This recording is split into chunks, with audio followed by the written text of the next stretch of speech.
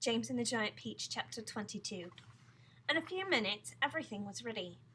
It was very quiet now on the top of the peach.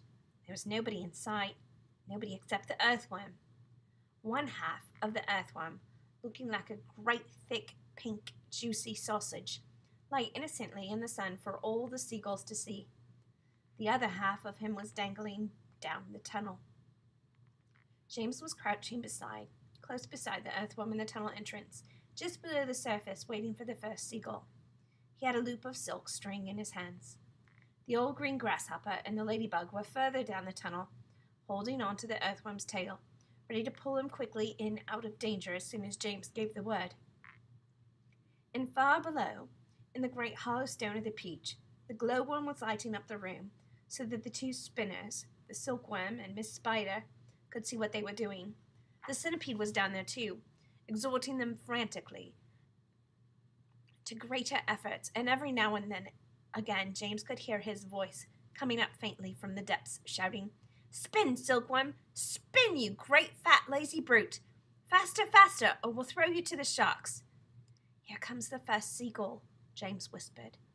"Keep still now, earthworm, keep still. The rest of you, get ready to pull." "Please don't let it spike me," begged the earthworm. I won't, shh."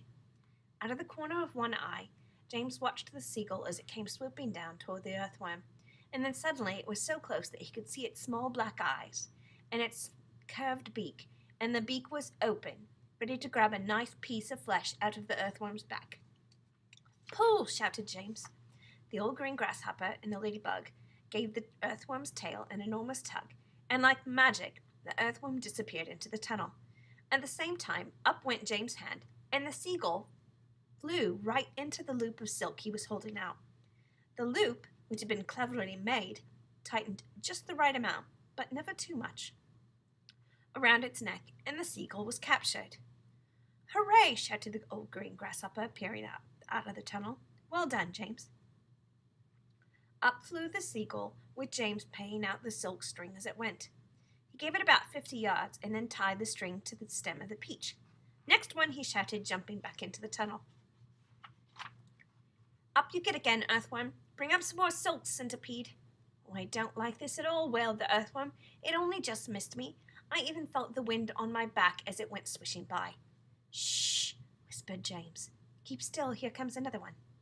And so they did it again, and again, and again, and again. And the seagulls kept coming, and James caught them one after the other and tethered them to the peach stem.